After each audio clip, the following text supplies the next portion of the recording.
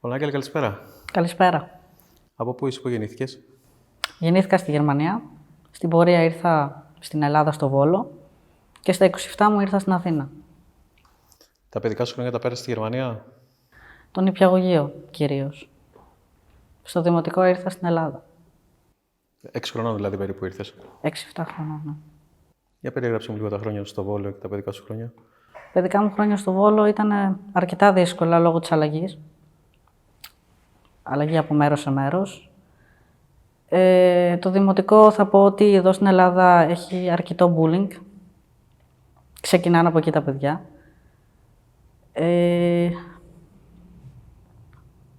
Δεν μπορώ να πω ότι αποδέχονται εύκολα φιλίες άμα δεν είσαι σχεδόν από τα νήπια μαζί τους. Σε βλέπουν σε κάτι, ειδικά από τη Γερμανία τότε, όταν ήρθα εγώ στο δημοτικό και στο γυμνάσιο, ήταν με τη Μέρκελ που το κοροϊδεύανε πάρα πολύ άσχημα, οπότε είχαμε και το όνομα της Μέρκελ από πίσω. Δεν θέλαν ιδιαίτερα να μου κάνουν παρέα. Ήμουνα το παιδάκι του τελευταίου του θρανείου. Υπήρχε βέβαια άλλο ένα παιδί που κάναμε παρέα.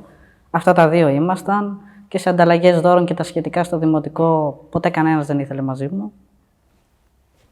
Ένιωθες λίγο εκτός? Ένιωθα απομονωμένα, πολύ, ναι. Η αλήθεια είναι, ακόμα και σήμερα, αν τους πετύχαινα αυτούς τους ανθρώπους, ούτε καλημέρα δεν θα τους έλεγα. Είναι τραγικό. Μετά στο γυμνάσιο, το οποίο επίσης ήταν στο Βόλο, χειροτέρευαν τα πράγματα, λόγω του ότι μετά από μια αλφα ηλικία που αποκτάς ορμόνες, καταλαβαίνεις πάνω κάτω μέσα στο σώμα σου, όχι καταλαβαίνεις, ψάχνεις και προσπαθείς να βρεις τι σου γίνεται. Άρχισα να καταλαβαίνω το ότι μου αρέσουν οι κοπέλες. Για αρχή από εκεί ξεκίνησα. Συγγνώμη, να το πάρω λίγο από πιο πριν. Γεννήθηκες σαν κορίτσι. Ναι, γεννήθηκα στο γυναικείο. Το ξέχασα. Ναι, γεννήθηκα στο γυναικείο φύλο. Okay. Στο γυμνάσιο άρχισα ήδη να έχω δυσφορία φύλου. Ξεκίνησε μένα από το δημοτικό, αλλά δεν το δίνεις τόση σημασία. Ναι, νιώθω λίγο περίεργα, αλλά δεν νομίζω να είναι κάτι. Πώς νιώθεις όταν έχεις δυσφορία φύλου? Πώς νιώθεις? Κοιτάς τον καθρέφτη σου, γενικά και αόριστα, και δεν βλέπεις αυτό που θα ήθελες να αντικρίσεις. Π.χ. στο γυμνάσιο, τα αγόρια, χωρίς το στήθος τουλάχιστον, γιατί υπάρχει ένα αλφα στήθος στο γυμνάσιο, η φωνή τους που αλλάζει σιγά σιγά, τα σχετικά, όπως είναι τώρα στη δικιά μου τη φάση, τα παιχνίδια, τα έξω τους, το πώς είχαν τα αγόρια ξέχωρα με τα κορίτσια, τι απαγορευόντουσαν για τα κορίτσια, τι επιτρέπανε για τα αγόρια. Όλος ο τρόπος και η νοοτροπία στη δικιά μου την ηλικία που ήμουνα τότε ήταν τελείως διαφορετική και το ζήλευα, πάντα με την καλή έννοια, από όλα τα αγόρια. Οι παρέες μου πάντα ήταν αγόρια, σπάνια υπήρχαν κοπέλες.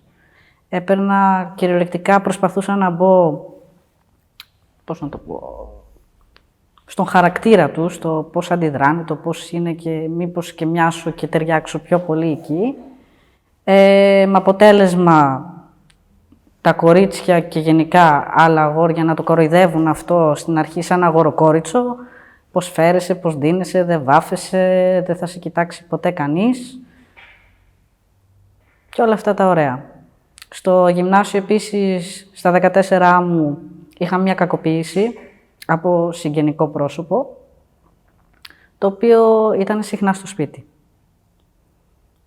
Αυτό μου διέλυσε περισσότερο τη ζωή από όλα. Με έκανε να βλέπω τον ανδρικό πληθυσμό ως απειλή, μεγάλη απειλή. Ακόμα και σήμερα που είμαι 29, ένα άγγιγμα ενός άντρα στον ώμο που θα σου πει «Πού είσαι ρε φίλε», ένα άγγιγμα στο πόδι, τα απλά αγγίγματα πλέον, ακόμα και αυτά τα φοβάμαι, τα αποφεύγω, σφίγγομαι, έχω ταχυπαλμίες. Δυστυχώς αυτό σταμάτησε από πλευράς μου για να φύγω Αθήνα στα 27 μου. Να μην τον βλέπω, να μην τον συναντάω και όλα τα σχετικά. Και αυτό έπαιξε πολύ μεγάλο ρόλο σε όλα μου τα χρόνια και έπειτα από το γυμνάσιο, λύκειο και όλη μου την πορεία. Προσπαθούσα να επικοινωνήσω με τη μητέρα μου και τα αδέρφια μου, αλλά δυστυχώς πιστεύαν ότι το έβγαζα από το μυαλό μου. Γιατί ήμουν αντιδραστικό παιδί, ήδη με τα αντισήματα, δεν υπάκουγα πάνω σε αυτά, οπότε θεωρούσαν ότι απλά το έκανα. Οπότε πλάι μου σε κάτι τόσο σοβαρό δεν υπήρχε κανένας. Οι φίλοι που υποτίθεται θα μιλήσεις να πεις που οι φίλοι σου είναι και οι ψυχολόγοι σου ή ένας κολλητός κολλητή, δεν υπήρχε ακριβώς, γιατί όταν τότε τους έλεγα ότι μου αρέσουν οι κοπέλες, απομακρυνόντουσαν κατευθείαν. Δεν μένανε καθόλου, γιατί στο Βόλο μια μικρή επαρχία όλοι σε δείχνουν με το δάχτυλο και όταν είσαι κάτι ανώμαλο για εκείνους, προσπαθούν πραγματικά απλά να σε κάνουν στην άκρη. Η κατάσταση στην οικογένειά σου, τα παιδικά σου χρόνια πώς ήταν? Τα παιδικά μου χρόνια, τουλάχιστον από μικρή ηλικία, τα θυμάμαι πολύ αμυδρά. Δεν θυμάμαι ιδιαίτερα σχέσεις με τη μητέρα μου όταν γνώρισε τον πατριό μου, που ήμουνα 4 χρονών. Δεν ένιωθα επίσης όταν αποκτήσαν άλλα 2 παιδιά την ίδια αγάπη. Δεν ξέρω αν η μητέρα μου, επειδή ο πατέρας μου δεν με αναγνώρισε ποτέ, έμεινε έγκυος και απλά της έδωσε λεφτά να με ρίξει.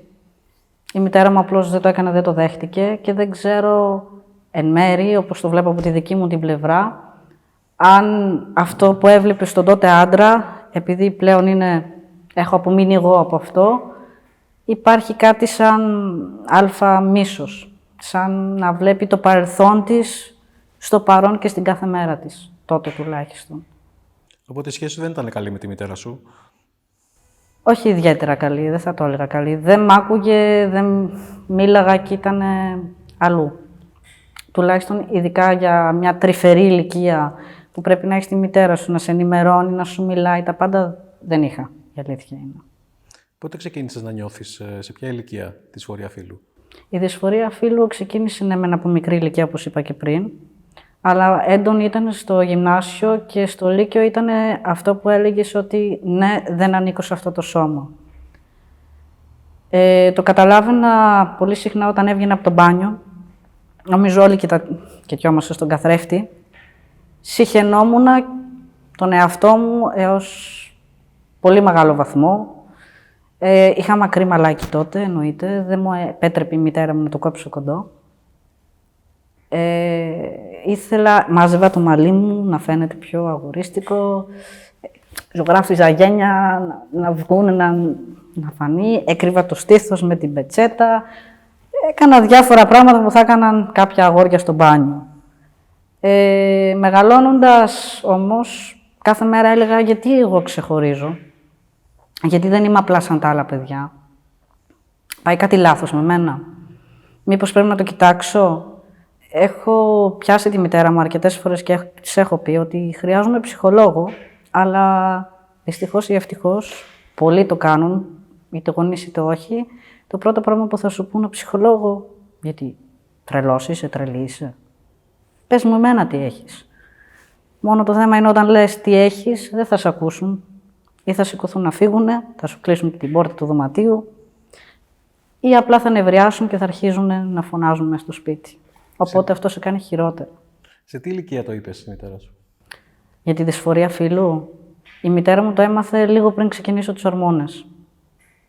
Και δεν της το είπα από κοντά, της το είπα από ένα άψυχο μήνυμα, ακριβώς για το λόγο ότι ήξερα ότι δεν θα το δεχότανε. Μου κόψε και την καλημέρα, η αλήθεια είναι, για αρκετό καιρό. Τώρα τελευταία παίρνει τηλέφωνα, αλλά όταν είναι κάποια άτομα στο σπίτι μου που δεν το γνωρίζουν, δεν θα μου σηκώσει το τηλέφωνο, ό,τι και να συμβεί, θα με έχει πολύ κρύψου.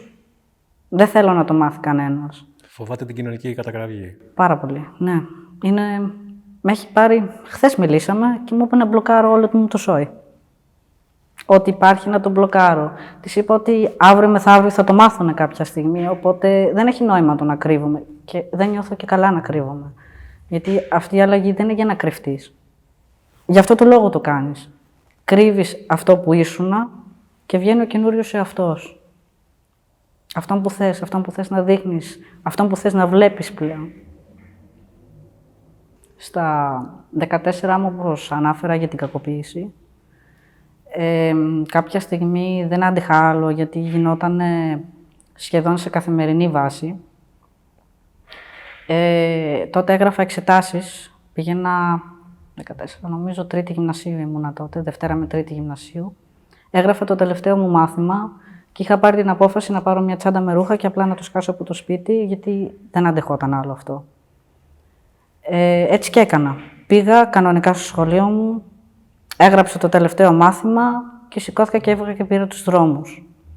Κοιμόμουν για 2-3 νύχτες σε σπίτια εγκατειλημμένα, που δεν ήταν φτιαγμένα ολόκληρα. Είχα δει από καφετέρια ότι με ψάχναν ακόμα και στην Νικουλούλη κάποια στιγμή, ότι υπήρχε μια φωτογραφία. Εκεί πέρα φοβήθηκαν από την αλήθεια, οπότε πήρα τον καθηγητή μου τηλέφωνο στο γυμνάσιο, που είχαμε μια αλφα πιο σχετική επαφή, που καταλάβαινε και με είχε βάλει να μιλήσω με κοινωνική λειτουργός. Και τον είπα να έρθει, ότι είμαι στον τάδε δρόμο, αν μπορεί να με μαζέψει. Τότε είχαμε τις τηλεκάρτες, δεν είχα κινητό ή κάτι τέτοιο πάνω μου. Ήρθε, με μάζεψε, με πήγε στην αστυνομία. Στην αστυνομία βρήκα τη μητέρα μου να κλαίει, να είναι στα πατώματα. Γιατί το έκανες, γιατί όλο αυτό. Έκανα καταγγελία, αλλά στην πορεία μάλλον ήταν μόνο το φαίνεστε. Δυστυχώς, γιατί μέχρι και σήμερα αυτό το θέμα δεν μπορώ να πω ότι με έχει πιστέψει το 100%. Και δεν είχες και υποστήριξη από το σπίτι σου σε τίποτα πάνω σε αυτό το θέμα? Όχι, ούτε για τη δυσφορία μου, ούτε για την αλλαγή που έχω ξεκινήσει στην ορμονοθεραπεία μου, ούτε πάνω σε αυτό το θέμα που για μένα ήταν το πιο σημαντικό από όλα. Η ορμονοθεραπεία πώς έχει επηρεάσει το σώμα σου, αλλά και την ψυχολογία σου, νομίζω, γιατί... Η ψυχολογία μου έχει... Στις αρχές δεν είναι εύκολο, ακούγεται γλυκό, ωραίο, τέλειο. Στην αρχή είσαι μέσα στην κατάθλιψη, αρχίζεις να έχεις αμφιβολίες για τον εαυτό σου, ειδικά όταν κάνεις την πρώτη έννηση, είσαι μετά ένα μαύρο χάλι. Εγώ τουλάχιστον. Είναι σωστό αυτό που κάνω? Η κοινωνία πώς θα με δει? Η μάνα μου θα με ξαναποδεχτεί ποτέ?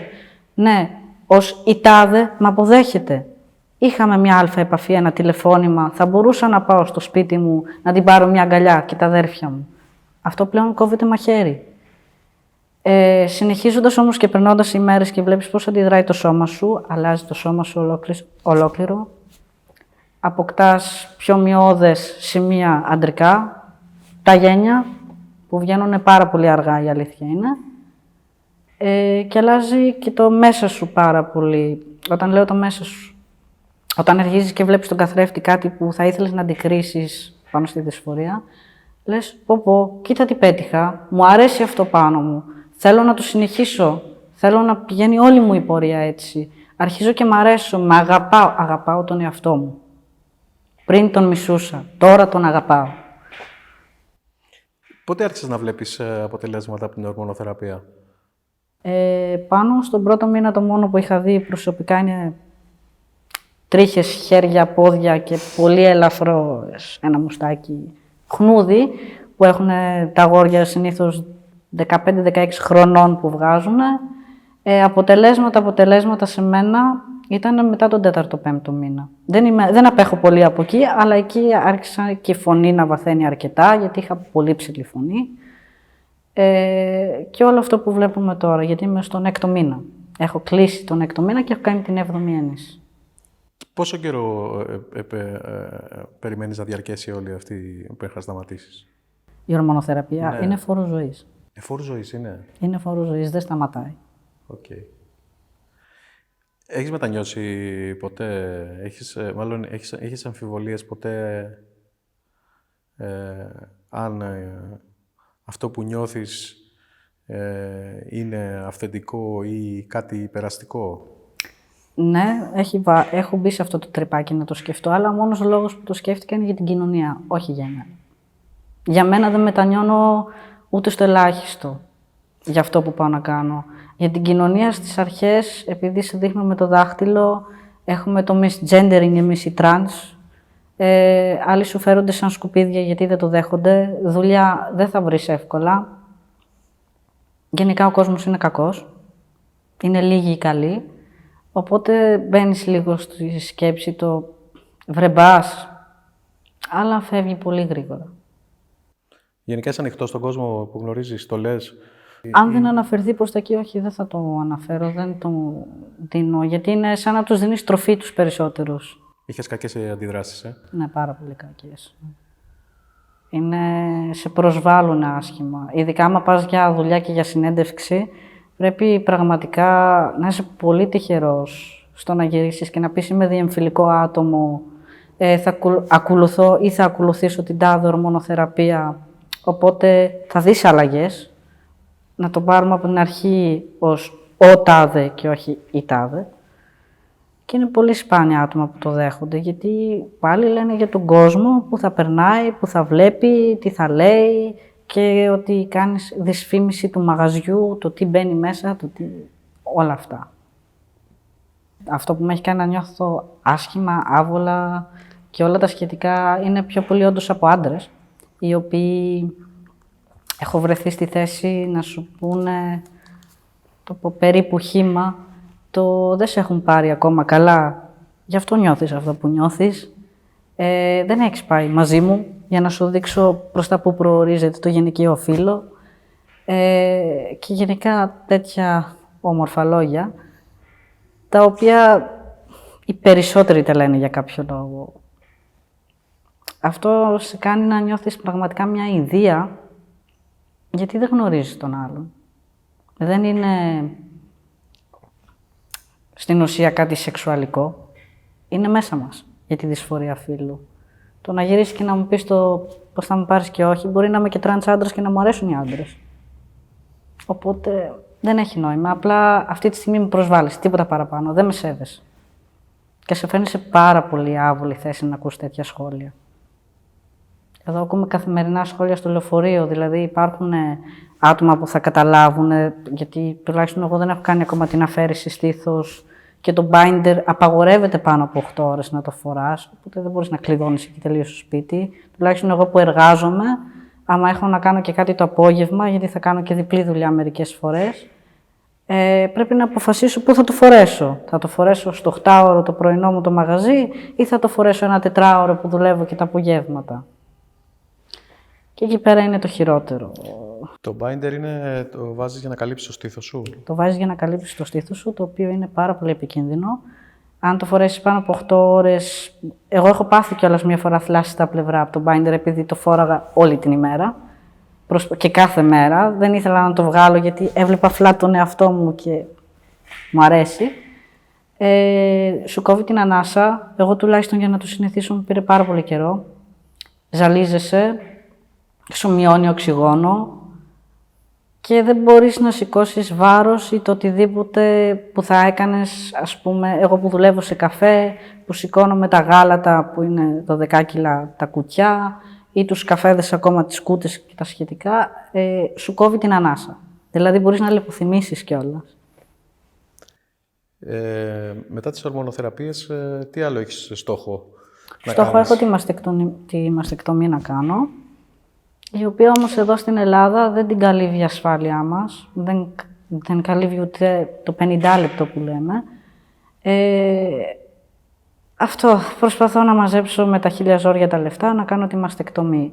Έπειτα από εκεί και πέρα βλέποντας οι στόχοι. Η μαστεκτομή τι κόστος έχει?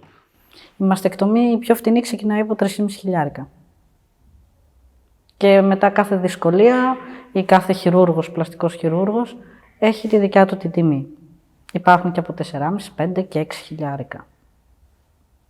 Και μετά υπάρχει και άλλη επέμβαση στην οποία αλλάζεις και γεννητικά όργανα, πώς να το πω? Ναι, μπορείς να αλλάξεις και τα γενετικά σου όργανα. Αυτό γίνεται μετά τα 5 χρόνια, 6, που μπορείς να κάνεις αφαίρεση μήτρας. Και πιο νωρίς μπορείς, αλλά πρέπει να είσαι 5 χρόνια πάνω στην ορμονοθεραπεία σου, λόγω του ότι το από κάτω σου αλλάζει και αυτό. Δεν το ανάφερα πριν, ήταν. Ναι. Αλλάζει το κάτω σου για να μπορούν να το συνδέσουν κιόλας, ώστε να μπορείς να έχεις και σεξουαλική ικανοποίηση, να μπορείς να έχεις έναν αλφα οργασμό και για την ούρηση. Οπότε σου αφαιρούν τη μήτρα, σου κλείνουν τον κόλπο κανονικά και σου παίρνουν από ένα σώμα ή το μπούτι σου ή το χέρι σου ένα κομμάτι, δεν μπορείς να διαλέξεις μέγεθος. Σίγουρα θα ερωτηθεί αυτό. Είναι συγκεκριμένο μέγεθος ανάλογα με τα κιλά σου, το ύψος σου και σου παίρνουν ένα κομμάτι δέρμα από το χέρι, από το μπούτι και στο ράβουνε πάνω στο ράβο. Στο ράβουνε πάνω σε σημείο κάτω. Η ορμονοθεραπεία είναι ακριβή? Άμα πας στα δημόσια νοσοκομεία, το μόνο που θα πω είναι πάρα πολύ χρονοβόρο. Δηλαδή, προσπάθησα να το πάω μέσω δημοσίου για να μπορέσω να τα καταφέρω πιο εύκολα. Είναι ακόμα και ένα ραντεβού για έναν ενδοκρινολόγο, να σε δει. Ας ξεκινήσουμε μάλλον από τον ψυχίατρο που ξεκινάμε όλοι. Μπορεί να πάρει και 3 και 4 μήνες. Το ένα ραντεβού. Και το ολόκληρο το να πάρεις το χαρτί πρέπει να σε δει ψυχίατρος τουλάχιστον για 1 χρόνο. Οπότε οι συνεδρίες κανονικά πάνε σχεδόν ανά 2 εβδομάδες το αργότερο. Για να καταλάβει τι συμβαίνει. Μετά είναι οι ενδοκρινολόγοι που και πάλι δεν βρίσκεις εύκολα ραντεβού. Εγώ πάω ιδιωτικά. Εγώ που πήρα για ιδιωτικό ενδοκρινολόγο, με πήρε 2,5 με 3 μήνες για αναμονή, για να μπορέσω να με δει απλά, να μου γράψει κάποιες εξετάσεις. Μετά, άμα καταφέρεις αυτή την αρχή, είναι λίγο πιο εύκολο, γιατί αναγκαστικά ανά 3 μήνες κάνεις εξετάσεις. Έχεις διαγνωστεί με δυσφορία φύλου? Ναι, έχω το χαρτί. Αυτή η διάγνωση γίνεται από ψυχίατρο? Ναι, μόνο από ψυχίατρο. Και είναι επειδή σου γράφουν και την ορμονοθεραπεία που είναι φάρμακο στην ουσία. Και ο ψυχίατρος, αφού διαγνώσει τη δυσφορία φύλου, σε παραπέμπει σε έναν ενδοκρινολόγο για να ξεκινήσει την ορμονοθεραπεία. Ναι. Ακριβώς έτσι πηγαίνει. Και πώς τη βγάζεις τώρα δουλεύοντας σε ένα καφέ που φαντάζομαι ότι θα έχεις ένα σχετικά χαμηλό μισθό και έχεις να πληρώνεις τα πάντα, δεν έχεις στήριξη από την οικογένειά σου? Πώς τα καταφέρνεις? Η αλήθεια είναι δεν τα καταφέρνω ακριβώς. Με βοηθάει η φαρμακοποιός. Είναι και το ότι παίρνω πιο φτηνά τα φάρμακα, μου τα χαμηλώνει σε τιμή η ίδια, επειδή θέλει να βοηθήσει. Είναι και οι εξετάσεις και όλα αυτά, όταν πας από... δεν είναι τόσο ακριβές όσο ακούγονται. Στην ουσία, γύρω με όλα, βγαίνει 100-150 ευρώ το... να το πω, τρίμηνο περίπου. Οι ενέσεις ανάλογα ποιες θα σου γράψουνε, γιατί μόνο αυτές είναι στην ουσία, δεν παίρνεις κάτι άλλο. Αλλά όταν έχεις νίκιο, έχεις ρεύμα, έχεις νερό, έχεις ένα μάξι, γιατί το μηχανάκι το φοβάμαι εδώ στην Αθήνα, να τα συντηρήσεις, πραγματικά σου περισσεύει, τι να πω, το δεκάρικο, το τάλιρο, που και αυτό θα προσπαθήσεις να το δώσεις εκεί. Είναι πάρα πολύ δύσκολο. Δεν μπορείς με ένα βασικό μισθό να τα συντηρήσεις, και όχι μόνο όταν κάνεις και ορμονοθεραπεία, αλλά και κανονικά. Οποιοςδήποτε άνθρωπος δεν τα βγάζει πέρα. Έχεις σχέση τώρα? Σχέση, ναι, έχω. Έχω εδώ και 2 χρόνια και λίγους μήνες. Είναι η μόνη που, ο πιο βασικός παράγοντας, η σχέση μου, που με έκανε να ξεκινήσω την ορμονοθεραπεία. Ήτανε δίπλα μου, με στήριξε, πραγματικά με αγκάλιασε με έναν διαφορετικό τρόπο από τον υπόλοιπο τον κόσμο. Εάν δεν υπήρχε αυτή η δύναμη, γιατί σου λείπει από τη μητέρα σου, δεν υπάρχει, στο να σε στηρίξει, δεν πιστεύω να κατάφερνα ποτέ μόνος μου να μπορέσω να το ξεκινήσω. Θα ήταν πάρα πολύ δύσκολο, πάρα πολύ. Και λόγω οικονομικού, γιατί η σχέση θα βοηθήσει. Αν δεν υπήρχε και από εκεί μια βοήθεια, δεν θα μπορούσα σε κανέναν γιατρό να πάω. Όλοι θέλουμε κάποια βοήθεια, κάποια στιγμή. Κάποια στιγμή, ναι, θέλουμε αυτό το ωραίο. Πιστεύεις ότι τα παιδικά σου χρόνια σε επηρέασαν ώστε να σου βγει αυτή η δυσφορία φύλου? Όχι, δεν με επηρέασε τουλάχιστον. Αν αναφέρεσαι πάνω στην κακοποίηση, όχι, δεν με επηρέασε εμένα προσωπικά αυτό. Το μόνο που μου έκανε είναι να συγχαθώ τους άντρες σαν άγγιγμα. Περισσότερο και όχι μόνο σεξουαλικά, γενικά και αόριστα το αντρικό φύλο. Οι αλλαγές, οι επεμβάσεις που επιτρέπονται για αυτές τις περιπτώσεις ξεκινάνε από πολύ μικρές ηλικίες. Και επειδή αυτές οι επεμβάσεις σου προκαλούν μόνιμες αλλαγές, υπάρχει η αίσθηση ότι αυτό το όριο ηλικίας θα πρέπει να είναι μεγαλύτερο, έτσι ώστε τα παιδιά που μπαίνουν σε αυτή τη διαδικασία να είναι πιο σίγουρα για τις αλλαγές τις μόνιμες που επιβάλλουν στο σώμα τους. Συμφωνώ πάνω σε αυτό το κομμάτι.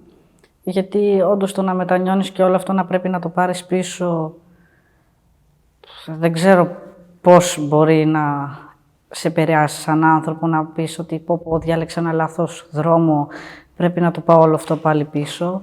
Οι μόνιμες αλλαγές, π.χ. τώρα ας πούμε, τουλάχιστον για τρανς αγόρια, στα ξαφνικά με τις τρίχες και όλα τα σχετικά, όλα αυτά, να μπει στη διαδικασία, να τα αφαιρέσεις και όλο αυτό, έχεις χάσει όλο το νόημα πλέον. Και όχι μόνο αυτό, αν αρχίζεις και σε ηλικία μικρή των 16-17 χρόνων, που ακόμα το σώμα είναι σε πλήρη ανάπτυξη, οι επιπτώσεις που έχεις από αυτές τις θεραπείες δεν μπορείς να τις πάρεις πίσω. Δηλαδή το σώμα σου επηρεάζεται σε βαθμό τέτοιο που δεν μπορείς να το γυρίσεις πίσω. Γι' αυτό λέω ότι... Υπάρχει το να σταματήσεις από την ορμονοθεραπεία και υπάρχει και γυρισμός. Είναι πολύ πιο δύσκολος, γιατί υπάρχουν όντως μόνιμα πράγματα, όπως τα κόκαλα που αλλάζουν, όπως το είπαμε, η τριχοφυΐα, η μυς, γενικά το σώμα σου αλλάζει θέση. Γίνεται η επιστροφή, αλλά είναι πάρα πολύ πιο χρονοβόρα, γιατί πρέπει να κατεβάσεις την αντίστοιχη ορμόνη πάλι στη θέση της. Οι ορμόνες που παίρνεις ουσιαστικά μπλοκάρουν τις γυναικείες ορμόνες. Ακριβώς. Αυτό δεν είναι? Και άμα σταματήσεις, γι' αυτό είναι και φόρος ζωής, ξαναανεβαίνουν σιγά σιγά οι γυναικείες ορμόνες. Στην περίπτωση τη δικιά μου. Γι' αυτό λέω ότι σε μικρές ηλικίες, εάν μπλοκάρεις τις θηλυκές σου ορμόνες, την περίοδο που κανονικά θα πρέπει να έρχονται, αυτό δεν έχει γυρισμό. Δηλαδή, τα κόκαλα σου, αν τα σταματήσεις εσύ από την κανονική ανάπτυξη, δεν μπορείς να τα ξαναεπαναφέρεις στην ηλικία που θα γινόταν αυτή η εξέλιξη. Αυτό θέλω να πω. Γι' αυτό είναι σοβαρό μικρά παιδιά 16 χρονών, τα οποία ακόμα δεν ξέρουν, δεν είναι κατασταλαγμένα για τίποτα στη ζωή τους, να κάνουν κάτι τέτοιο... Ναι, υπάρχουν παιδιά που δεν είναι κατασταλαγμένα, υπάρχουν και εξαιρέσεις, βέβαια είναι πιο σπάνιες, που ξέρουν από μικρή ηλικία. Πιστεύω ότι σε αυτό πρέπει να παίξει και ρόλο ο γονιός και ο ψυχίατρος, και όταν βλέπεις ότι το παιδί σου λέει ή σου εμπιστεύεται κάτι τέτοιο, όντως να κάτσεις να το ψάξεις. Από εκεί ξεκινάει, γιατί και αν ο γονιός δεν είναι δίπλα, το παιδί θα αντιδράσει, θα κάτσει να ψάξει μόνο του. Οπότε μπορεί όντως να πάρει πολύ λάθος δρόμο, χωρίς να είναι σίγουρος. Σίγουρη. Η διαδικασία για να πας στον ψυχίατρο να πάρεις τη διάγνωση για τη δυσφορία φύλου και τελικά την ορμονοθεραπεία, είναι χρονοβόρα, δύσκολη διαδικασία? Είναι αρκετά χρονοβόρα, ναι. Δεν μπορείς να πας απλά σε έναν ψυχίατρο να πεις «Α, είμαι αυτή και νιώθω αυτός, τι θα κάνουμε γι' αυτό?» Πρέπει να ψάξεις τη ζωή σου, πρέπει να μπεις στο παρελθόν σου, πρέπει να ανοίξει πόρτες που δεν έχεις ανοίξει ούτε εσύ ο ίδιος. Είναι, όπως έχω πει, είναι σχεδόν 1-1,5 χρόνο η ψυχοθεραπεία που κάνεις για να είναι σίγουρος και ο ψυχίατρος το τι πάει να σου κάνει. Ακριβώς γι' αυτό το λόγο δεν πρέπει να τον παραλείπτουμε, ούτε να ψάχνουμε γιατρούς χωρίς τον ψυχίατρο, να πάμε να πάρουμε έτσι την ορμονοθεραπεία μας, γιατί δεν μας βγαίνει οικονομικά, γιατί το δημόσιο δεν μας υποστηρίζει και τόσο και μας έχει όποτε θυμάται. Ψάξτε το, γιατί ο ψυχίατρος μπορεί να βρει κάτι που όντως από το παρελθόν σου είναι αυτό το τσικ που μάλλον από εκεί αντιδράς. Θέλω λίγο να μου εξηγήσεις εκτενέστερα πώς είναι να νιώθεις δυσφορία φύλου, έτσι ώστε να μπορεί να το καταλάβει και κάποιος που δεν είναι εξοικειωμένος με τον όρο αυτό. Μπορώ να πω πώς το νιώθω εγώ, γιατί ο καθένας μπορεί να το νιώθει και λίγο διαφορετικά. Αν εγώ πάω τώρα σε σένα, που είσαι άντρας, και γυρίσω και αρχίζω να σε φωνάζω με ένα θηλυκό όνομα, ας πούμε Κατερίνα, πώς θα νιώσεις, άμα αρχίζω να σου λέω συνεχόμενα «Τι κάνεις Κατερίνα, πώς είσαι Κατερίνα, πώς ήταν η μέρα σου?» Δεν νιώθεις περίεργα μέσα σου? Αν εσύ ή εγώ μάλλον κοιτάξω στον καθρέφτη και δεν δω αυτό που θέλω, είμαι στο αντίθετο φύλλο μέσα, προσπαθείς και σε πιάνουν ακόμα και τάσεις αυτοκτονίας. Δεν θέλεις να ζεις με αυτό που βλέπεις στον καθρέφτη, γιατί δεν αγαπάς τον εαυτό σου. Έχεις κατάθλιψη, πολύ βαριά κατάθλιψη, εάν δεν διορθώσεις αυτό που νιώθεις, τη δυσφορία φύλου. Γι' αυτό και λέγεται διαταραχή φύλου. Ο όρος ο ιατρικός είναι διαταραχή φύλου. Τώρα μπορώ να το πω όπως το εξήγησα και στη μητέρα μου, που προσπάθησα τουλάχιστον να το εξηγήσω για να το καταλάβει, είναι είσαι γυναίκα, νιώθεις γυναίκα, φέρεσαι σαν γυναίκα. Δεν μπορείς σε έναν άντρα να πας να φορέσεις ένα φόρεμα, ή σε μένα τουλάχιστον, να μου φορέσεις ένα φόρεμα, να μου πετάξεις λίγο μακιγιάζ και να μου πεις είσαι γυναίκα. Όχι. Απεχθάνομαι, όχι ότι τα ρούχα έχουν φύλλα, αλλά εγώ δεν νιώθω καλά μέσα σε αυτά. Δεν νιώθω όμορφα να είμαι βαμμένος σαν μια γυναίκα και να βγω στην κοινωνία. Δεν νιώθω εγώ. Θα με δω στον καθρέφτη, θα βάλω τα κλάματα και θα σπάσω τον καθρέφτη. Θα έχω την τάση να με πατήσει αυτοκίνητο. Αυτά πρέπει να τα προσέχεις πάρα πολύ. Ο κόσμος δεν το καταλαβαίνει γυρνώντας και έρχοντας να σου κάνει misgendering, πώς κάνεις τον άλλο να νιώθει κατευθείαν. Δηλαδή το μυαλό του εκείνη την ώρα είναι σαν να σταματάει τα πάντα. Και σκέφτεται μόνο τα pronouns που χρησιμοποίησες εκείνη την ώρα.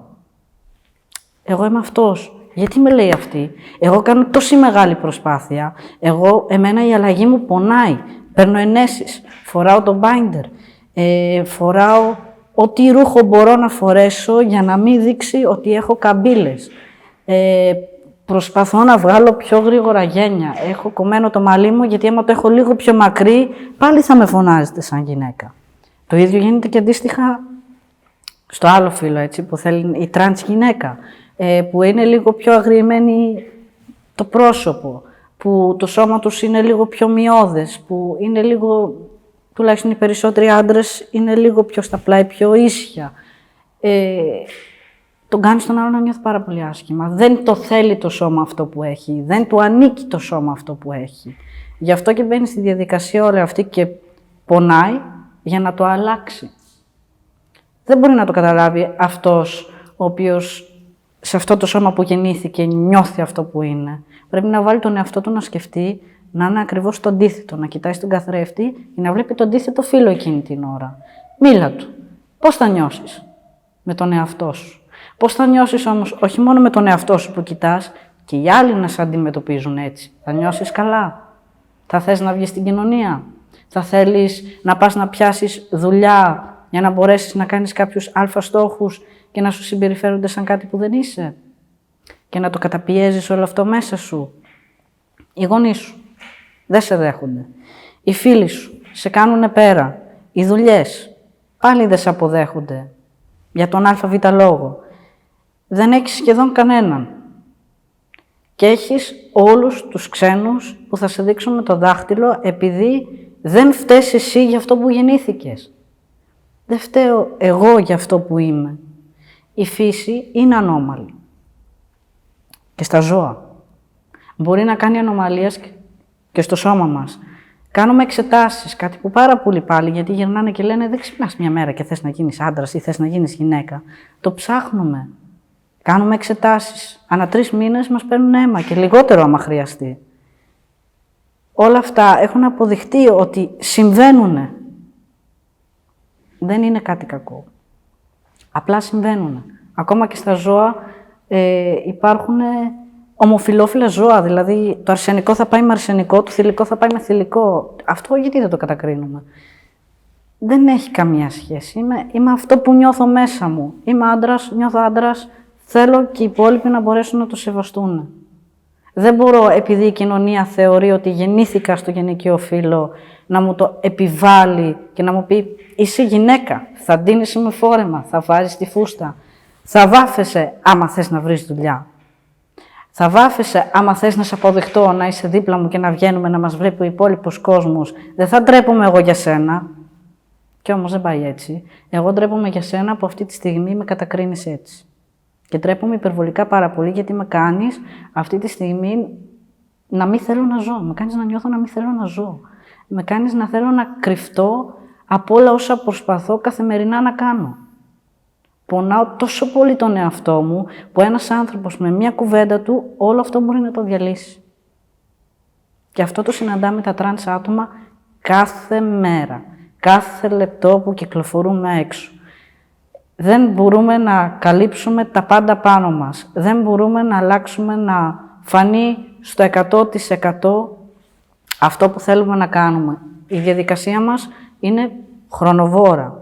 Παίρνει χρόνια για να έχεις ένα αποτέλεσμα που θα έλεγες «Α, τώρα είμαι σχεδόν ένας cis άντρας». Αυτά τα χρόνια μέχρι που να περάσουν, όταν ο κόσμος αντιμετωπίζει έτσι, μερικοί δεν έχουν φτάσει καν μέχρι αυτό το σημείο. Έχουν αυτοκτονήσει. Αυτό θέλει η κοινωνία μας. Τα παιδιά να τα χάνει επειδή νιώθουν και θέλουν να είναι ο εαυτός τους. Έχω υπάρξει στα προηγούμενα μου χρόνια πάρα πολλές φορές να θέλω να αυτοκτονήσω, γιατί δεν ένιωθα αυτό που προσπαθούν οι υπόλοιποι να βάλουν στο μυαλό μου ότι είμαι. Ξέρω τι είμαι. Έχω περάσει με τον εαυτό μου όλα μου αυτά τα χρόνια. Εγώ με έχω κοιτάξει. Εγώ ξέρω το μέσα μου πόσο πονάει, το τι νιώθει και το τι είναι. Δεν μπορεί κάποιος άλλος να πει «Ναι, αλλά δεν είσαι». Δεν γίνεται. Απλά δεν γίνεται αυτό το πράγμα. Πώς σκέφτεσαι το μέλλον σου? Τι θα ήθελες ιδανικά, πού θα ήθελες ιδανικά να είσαι σε 10 χρόνια από τώρα? Σε 10 χρόνια, πραγματικά δεν θα ήθελα να ήμουν στην Ελλάδα, γιατί το bullying είναι πάρα πολύ μεγάλο και δεν μιλάω μόνο για trans άτομα ή LGBTQ community. Είναι σε πάρα πολλούς τομείς, ακόμα και σε άτομα με ειδικές ανάγκες, ακόμα και με άτομα που είναι λίγο πιο εύσωμα ή και παχύσαρκα ή με νευρική ανορεξία. Μας αντιμετωπίζουν, γιατί εγώ θα πω ότι εμείς όλοι είμαστε οι outsiders. Είτε ένας άτομο που να έχει πλέξει με ναρκωτικά έχει μια προϊστορία για να φτάσει εκεί. Ένας άνθρωπος που έχει μπει στην πορνεία έχει πάλι μια προϊστορία. Δεν είναι «μου άρεσε, δεν θα βγάζω και χρήμα από αυτό». Εύκολο είναι. Παντού υπάρχει μια ιστορία. Η Ελλάδα δεν κοιτάει ποτέ τι έχει περάσει ο άλλος. Κοιτάει απλά το φαίνεστε. Ένα καλούπι που από μέσα μπορεί να σαπίζει και να είναι τόσο σάπιο που δεν μπορείς να το καθαρίσεις χωρίς βοήθεια και μόνος σου.